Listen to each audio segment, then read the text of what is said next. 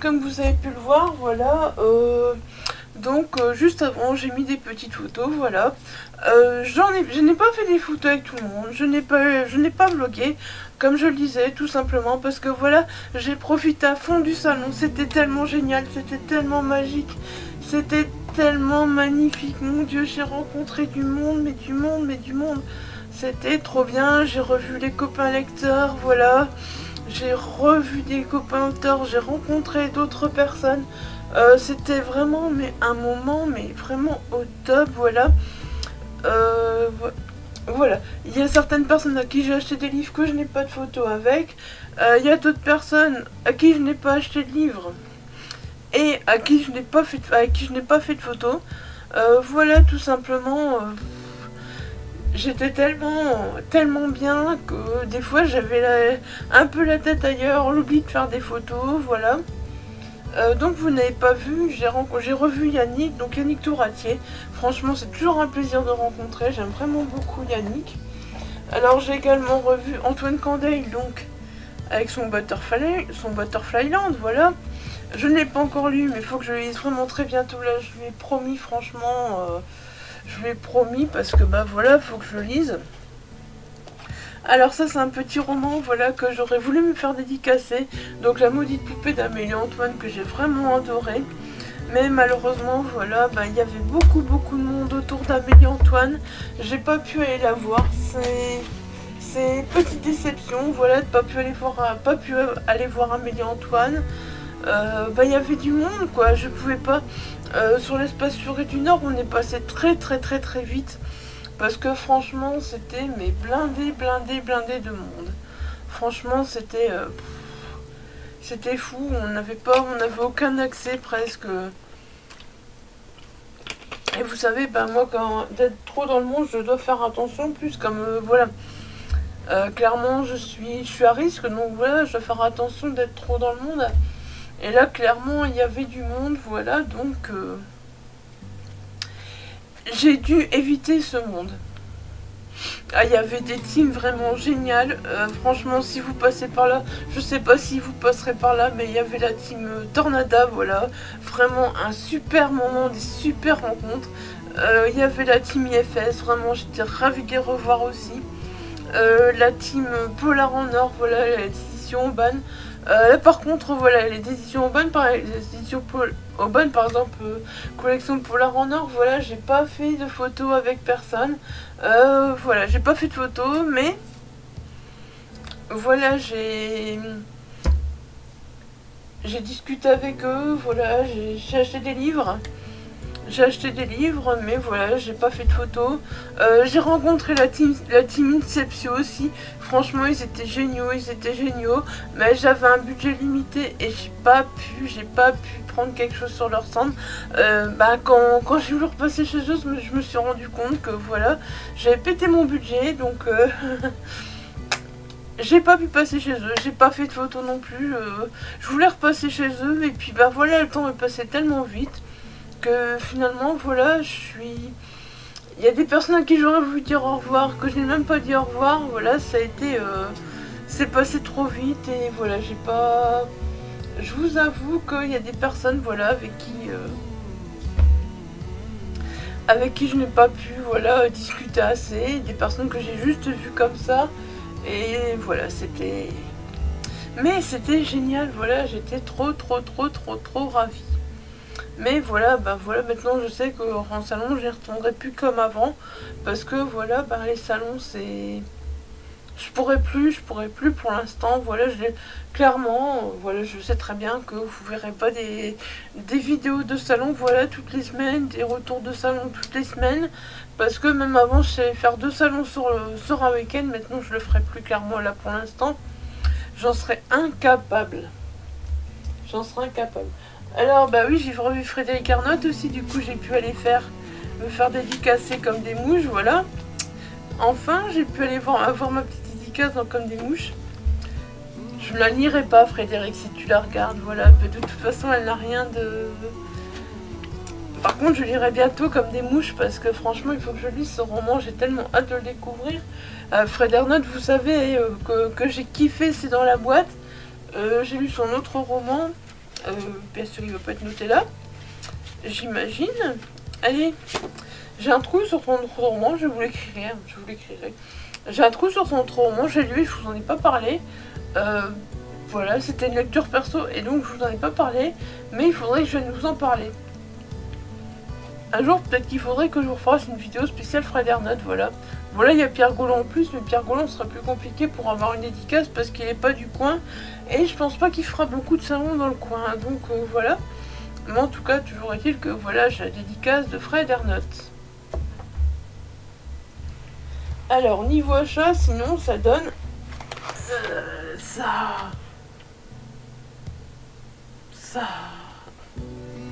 Enfin, niveau achat, acquisition, vous comprendrez. Alors...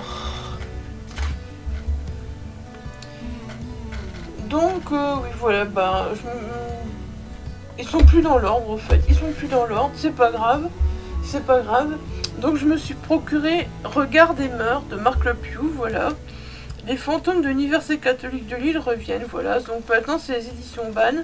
Par contre, regardez comme c'est écrit petit. Voilà. Je ne vais pas lire, je ne vais pas lire la quatrième de couverture. Parce que je sais que c'est la suite, voilà, donc du passage des 3 anguilles. Que voilà, que donc j'ai 2 chers Raveanceau, voilà. Et donc à chaque fois ça se passe à Lille, hein, voilà. Mais il faudra que je lise ce passage des 3 anguilles, que j'avais fait dédicacer d'ailleurs, je pense déjà à Marc Le Piou, voilà. À Bondu, voilà. À Bondu en 2019. Voilà, en 2019. Et voilà, il faudra que je lise. Parce que voilà, ça c'est la suite. Que je vais vous mettre là. Et tant qu'à faire, le dernier était sorti. Et je me suis laissé tenter aussi, voilà. Donc, ultime rugissement de violence dans la métropole lilloise, voilà. Et voilà. Et ici, donc, on est vraiment donc dans la collection, aux éditions Ban, voilà. Il est tout nouveau. Celui-là, c'est un des derniers qui est sorti, voilà. Bah, c'est le dernier sorti que j'aurai dans ma palle, en tout cas pour l'instant. Donc voilà, il faut que je découvre Marc Le Piou, parce que du coup, voilà, ça m'en fait 3 à découvrir de l'auteur. Et voilà, ils se suivent. Et comme ils se suivent, je me suis dit, sur le coup, on me dit oui, mais c'est... Oui, mais l'autre il était écrit avant. Bah, il faut que je prenne les deux, alors voilà. Il faut que je prenne les deux, voilà, du coup j'ai pris les deux. Et j'ai 2 polars en or en plus, je suis trop contente. Par contre, je les préfère comme ça que comme ça. Hein. Je sais pas ce que vous en pensez. Mais moi, je les préfère largement comme ça. Ils sont beaucoup plus beaux. Et puis, ils sont en poche de retour. Ça, c'est génial. Je suis contente parce que les grands formats, franchement, j'aimais vraiment pas les polars en or. Voilà. Enfin voilà, là c'est pour Marc Le Piou. Je voulais pas les dédicaces à chaque fois finalement parce que bon bah c'est vrai que réfléchissant sur les dédicaces, est-ce que ça vous apporte quelque chose que voilà je vous lise les dédicaces de chaque auteur et je sais pas si ça vous apporte vraiment quelque chose à vous. Oui donc voilà, Arthur Rimbaud-Douai. Il y a des auteurs voilà que je connais de nom, que je n'ai pas lu. Il y a des auteurs que j'ai déjà lus. Donc voilà, entre autres Denis Albo, voilà, que je n'ai jamais lu mais que j'ai très envie de lire. Gilles de Bouvry, ben Gilles, hein, vous connaissez, vous avez vu mon avis sur le talisman. Si vous voulez, je remettrai dans le petit i pour vous dire à quel point j'ai aimé la plume de Gilles. Didier Dahenin, Jean-Marc de Metz, que je n'ai jamais lu. Voilà, après c'est beaucoup d'auteurs que j'ai jamais lus. Josette Wouters, dont je vous ai parlé la dernière fois avec Pas de braderie pour Charlie. Voilà, là ce sera l'occasion de lire une nouvelle adulte. Ce sera complètement différent. Entre Soleil et Chair de Magali Van Hout. Et puis ce sera l'occasion de découvrir d'autres auteurs, la plume d'autres auteurs, voilà. Et de peut-être envie d'aller avoir envie d'aller plus loin que ces auteurs, voilà. Donc c'est toutes des nouvelles sur Rimbaud. Ils ont tous écrit à leur façon et j'avoue voilà que je suis curieuse. Ils ont voulu fêter je sais plus. Alors, ils ont voulu fêter quoi? l'anniversaire des 150 ans, voilà, du passage de Rimbaud à Douai, voilà. C'est ce qu'ils ont voulu fêter, c'est tous les auteurs du Nord, et c'est ce qu'ils ont voulu fêter, au fait, en écrivant ce livre, donc voilà, je suis très très curieuse. Très curieuse. Je lirai d'abord celui de Vincent avant, je lirai d'abord, voilà, l'autre Rimbaud, ça c'est sûr, mais après je me jetterai dans ce recueil. Qui a tué Jeanne Masse de Magali Van Hout, voilà, je l'ai enfin, qui a tué Jeanne Masse. Je sais pas si vous vous souvenez que voilà, je l'avais mis donc dans ma wishlist anniversaire Noël, voilà, je l'ai enfin. Donc c'est aux éditions Faute de Frappe, il est magnifique, Et alors Magali, je vais pas lire la 4ème de couverture non plus. Non, j'ai pas lu la 4ème de couverture, c'est pas bien. Mais Magali m'a conseillé de lire Le Maître de ses nuits avant que j'ai dans ma palle, voilà. Donc voilà, je vais pas lire la 4ème de couverture. Si Magali m'a conseillé de le lire avant, je vais pas lire la 4ème de couverture de celui-là, voilà. Parce que, bah voilà, je suis curieuse. Alors on a fait la connaissance aussi, voilà, on est revenu avec la marque de... donc Ed et Jones, tome 1, la marque de Catherine Oiseau, voilà. Aux éditions Au Loup, voilà. La dédicace est à mon homme, parce que il était vraiment très intrigué par ce roman, moi aussi, voilà, je le suis aussi. L'autrice a parlé d'un roman steampunk, donc on est à Londres en 1880, quelques décennies après l'invasion de la ville par des elfes, dragons et fées. Ces êtres magiques ne furent vaincus qu'au prix d'une guerre dévastatrice menée par les magiciens du Collegium. J'ai l'impression qu'on a aussi un petit air d'Harry Potter, voilà. Donc bah, j'avoue que je suis curieuse. Je pense que mon homme le lira avant. Je pense que c'est lui qui en fera une chronique écrite sur Geckopolis avant moi. Parce que voilà, il était très curieux de le découvrir. Donc voilà, je pense que... mais moi aussi je le lirai très prochainement parce qu'il me fait très très envie. Franchement, je suis curieuse de découvrir voilà, la plume de Catherine Oiseau et Eden Jones. Voilà, ce personnage. On voit de toute façon qu'il y aura un univers steampunk et voilà, qu'est-ce que ça va donner, j'avoue que je suis curieuse et je sais que ça va se lire très très vite. Regardez comment c'est écrit. Et puis voilà, je suis revenue également avec L'héritière des abysses, voilà, de Sylvia Daluz, voilà. Et ben, j'étais également curieuse, voilà. Donc encore aux éditions Loup, hein, voilà, franchement, si vous passez sur la vidéo, je vous remercie pour votre accueil. Voilà, vraiment, c'était vraiment sympa. On a vraiment pu discuter beaucoup, faire connaissance. Et bêtement, je me suis dit, mais pourquoi les éditions Loup, ça me dit quelque chose? Bah oui, vous vous souvenez, je vous ai parlé dans un précédent vlog de La chose au fond du sac de Luce Baster. Je sais pas si vous vous souvenez, j'essaierai de vous remettre le vlog là. Voilà, pour que vous puissiez vous rappeler. Et bah du coup l'héritière des abysses me tentait aussi énormément, donc là on est avec donc Marie Morgan. Sa vie elle va changer brusquement à l'arrivée d'Aël au foyer où elle vit. Le jeune homme semble s'intéresser étrangement à elle, mais pour quelle raison? Rien ne la différencie des autres à part les étranges visions qu'elle a parfois. Elle ne sait rien de son passé, si ce n'est qu'elle a été abandonnée très jeune par sa mère. Venue d'un monde où les sirènes mènent une guerre ancestrale contre les harpies, elle va désormais devoir la protéger et la conduire à Origem, où elle va découvrir son véritable destin. Voilà, je suis mais hyper curieux. J'ai kiffé la couverture, j'ai flashé sur la couverture, voilà. Donc les éditions Loup, ben, c'est possible que je vienne vous en parler beaucoup plus souvent sur la chaîne, voilà. J'avoue que voilà, ça me rend très curieuse. J'ai hâte de le lire à un point. Alors voilà, sur le site de sur le grand stand Tornada, j'ai dû me décider. Voilà. Alors finalement, je me suis dit, j'ai déjà lu Magali Collet. J'ai déjà lu Christian Guillerme. J'ai déjà lu Jean-Marc Desnos. J'ai déjà lu Christopher Royer, voilà. Christopher, je sais plus, j'ai un trou. Mais je n'ai jamais lu Xavier Massé. Et en plus, il me vend ça comme un roman... à huis clos, voilà, ils m'ont ça comme à huis clos, bah, moi j'ai pu que craquer, voilà, sur l'inconnu de l'équation, hein.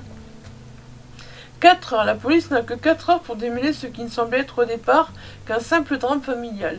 Un couple, Juliette et François, retrouvés carbonisés, leur fils Julien gisant au sol. 2 salles d'interrogatoire, 2 témoins de la tragédie, la mère de Françoise et une flic déjà présente sur les lieux. 2 versions, 2 visions différentes. Accident, meurtre ou vengeance. Une toile d'araignée va se tisser peu à peu et d'une simple énigme va surgir une équation aux multiples inconnus. Voilà. Donc ben j'ai craqué sur ce roman-là de Xavier Masset. Je ne pouvais pas tous les prendre, voilà. Clairement il y en avait beaucoup que j'ai pas lu, mais ouais, je pouvais pas tous les prendre. J'avais envie de prendre celui de Jean-Marc, j'avais envie de prendre le nouveau de Magali, j'avais envie de prendre le nouveau de Christian, j'avais envie de prendre voilà les 2 de Christophe que je n'ai pas lu. Mais Christophe, je viendrai vous en parler aussi très prochainement parce que voilà, je reprends un partenariat numérique avec l'édition Tornada. Donc voilà. J'avais un peu lâché tout ce qui était partenariat parce que voilà, ça avait été compliqué. Et là, je reprends un peu certains partenariats, donc voilà. Je viendrai vous en parler très prochainement. Alors ensuite, je me suis procuré un gros bébé. Ça faisait longtemps que je le voyais passer sur les réseaux. Voilà. L'affaire Rose Keller de Ludovic Mézerolles. Donc c'est le tome 1, Chad. Aux éditions IFS. Pareil, les éditions IFS avec leur collection Phoenix Noir, on était partenaires. Et puis, ben, voilà, j'ai un peu lâché. J'ai un peu lâché l'affaire parce que, voilà, ça allait plus, je m'en sortais plus, machin. Et puis je me suis dit, bah, je vais leur faire plaisir quand même, j'en ai pris un. Et puis, j'avais tellement envie de ce roman que, voilà, je me suis dit, celui-là, je le prends, celui de Ludovic, j'ai vraiment super envie de le lire.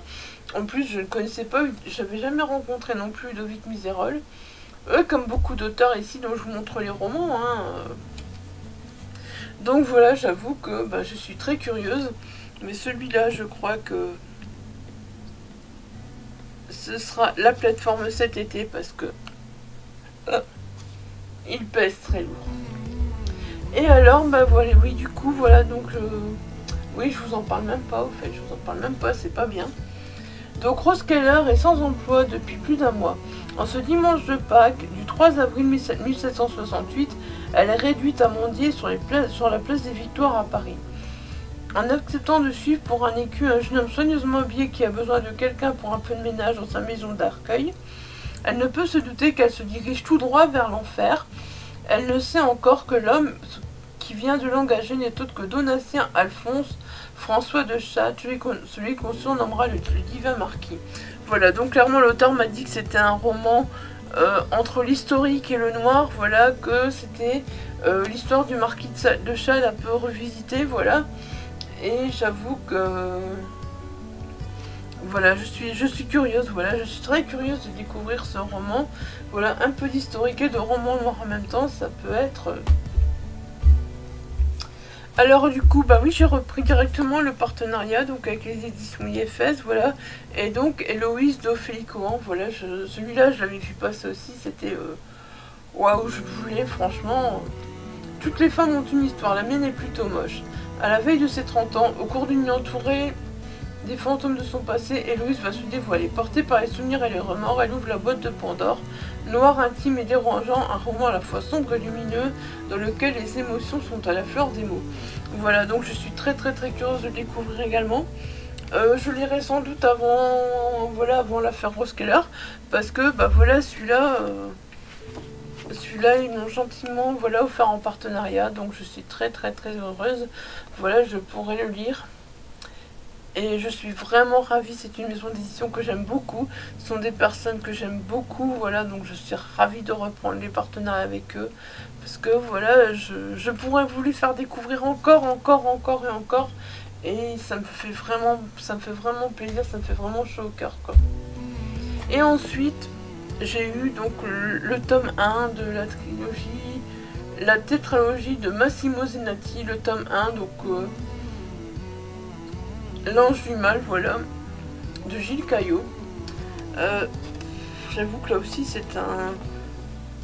Mais au fait, ils ont l'air gros, mais ils sont écrits très grands. Et voilà, je pense que la grosseur sont lourds surtout. On dirait qu'ils sont gros, mais il fait que 562 pages. Voilà, donc...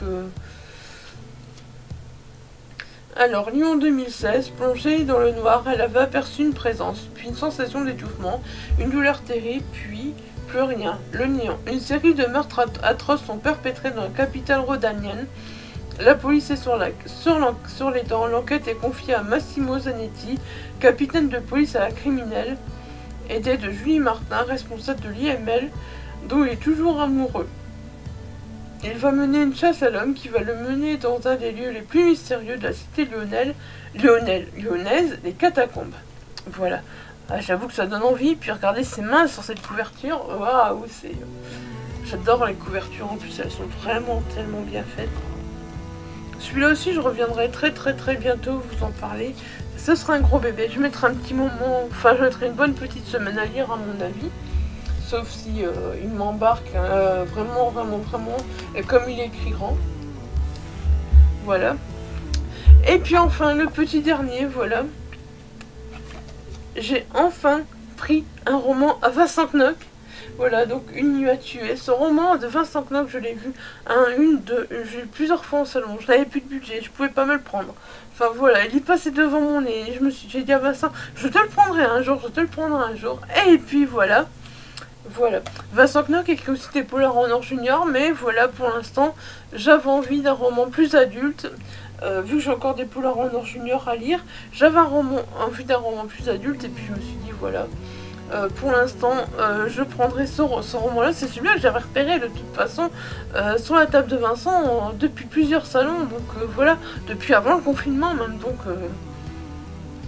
Fin d'année scolaire, pour décompresser leurs examens, 5 étudiants se rendent à une rave party. Dans le fin fond d'une campagne aérée, près du lac, la cabane de chasse du père de l'un d'entre eux leur fournira une base de repli enviable quand ils seront trop fatigués par la fête. Mais c'est sans compter sur la présence dans les parages de tueurs fanatiques, bien décidés à en découdre avec ces tarés de la ville et leurs heures supérieures. Première incursion de Vincent Knock dans la littérature horrifique, une réussite qui vous fera trembler. Voilà. Ben ouais, je suis curieuse, pareil quoi. Je viendrai vous en parler très prochainement. Bon après je mettrai des priorités, voilà, sur les services presse, ce qui est logique, voilà. Hein, je mets toujours des priorités sur les services presse. Donc voilà. Mais en tout cas, vous voyez, hein, je suis pas revenue de Bondu les mains vides, voilà, je suis pas revenue de Bondu les mains vides. Et puis, ben voilà, si heureusement que j'avais un budget, parce que sinon, je pense que ça aurait encore été bien pire si j'avais pas de budget, quoi. Mais bon, il fallait se fixer un budget, voilà, et c'est clair que je ne pouvais pas... voilà, je ne pouvais pas revenir avec plus. Clairement, j'ai bien été chargée, j'étais bien gâtée par 2 maisons d'édition. Il y en a une dont je ne citerai pas le nom parce que je sais pas, voilà. J'ai oublié de leur demander si j'avais le droit de citer leur nom, voilà, sur... je sais qu'IFS ça va pas les déranger, voilà, parce qu'ils font des partenariats. Il y a une maison d'édition qui n'est pas habituée au partenariat, donc je ne vais pas la citer ici. Mais en tout cas, voilà, j'étais bien gâtée, on était bien gâtés par 2 maisons d'édition.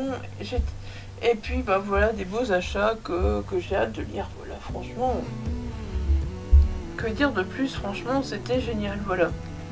Alors, en tout cas, écoutez, au cas où vous avez envie de lire un de ces livres en lecture commune avec moi, comme d'habitude, hein, n'hésitez pas à le lire en commentaire.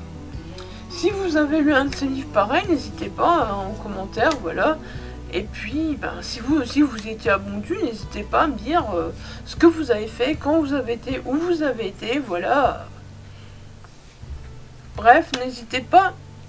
Un petit commentaire, un petit pouce bleu, ça fait toujours plaisir, voilà.